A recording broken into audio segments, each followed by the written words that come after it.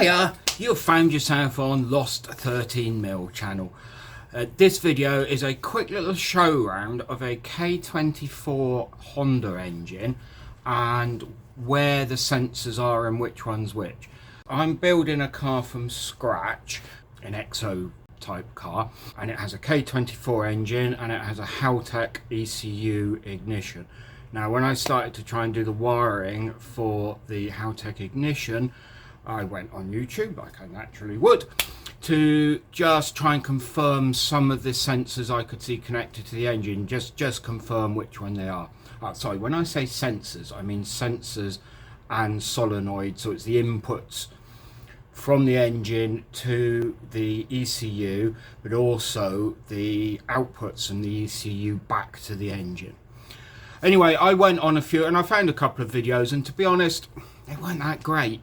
And they seem to miss some, so hopefully this video will be all of them. So it will be the engine and the gearbox inputs and outputs. So stick around for a minute if that is of use to you.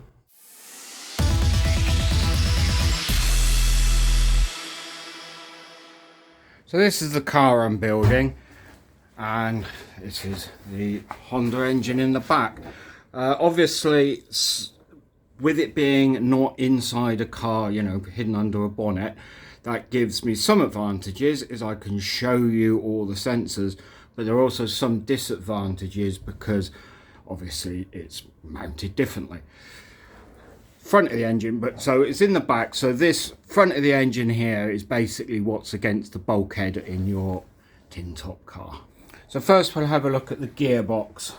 So on the gearbox you have this solenoid here, and you've got a connector just on there. That solenoid is the reverse lockout.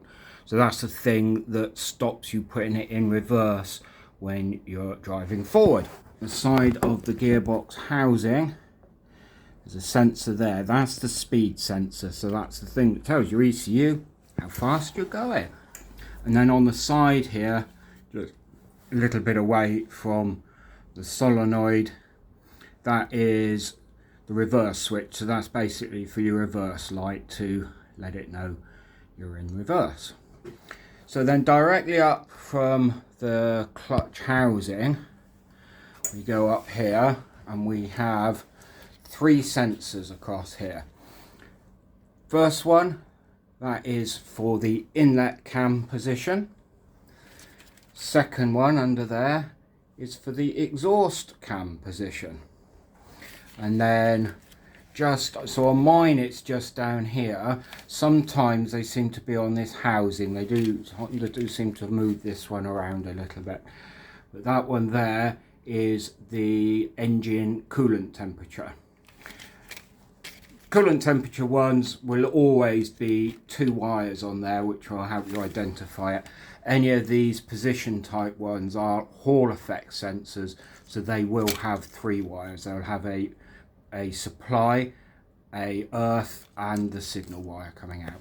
And then we come around by the exhaust. Obviously my exhaust is different from what you'll have on your car, but the sensor itself looks the same, and that's the Lambda sensor or oxygen sensor. That's the one that is measuring the amount of CO left in your exhaust. Basically that's the one that makes sure that the engine is running at peak power and peak efficiency, really.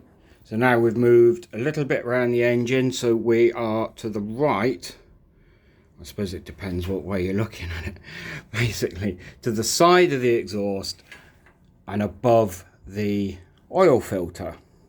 Now you may or may not, I've added it in, have an oil temperature sensor that could be on that housing. That's one, depends on the model of Honda whether you'll have a temperature sensor there or no. And going up here then we've got some of the VTEC stuff going on. We've got a pressure sensor here that's supposed to make sure you've got enough oil pressure for the VTEC to work. And then you have that solenoid there. I'll add in the comments as well exactly which they are, because I've got to say, if you're anything like me, I had a bit of confusion where you got VTEC and VITEC, and there's so many acronyms that are virtually the same. Then we carry on round from those round to the side of the engine, so we're just below the rocker cover there. And we've got this one here, which again is to do with the cam positioning. But again, this is a solenoid, so these are all outputs.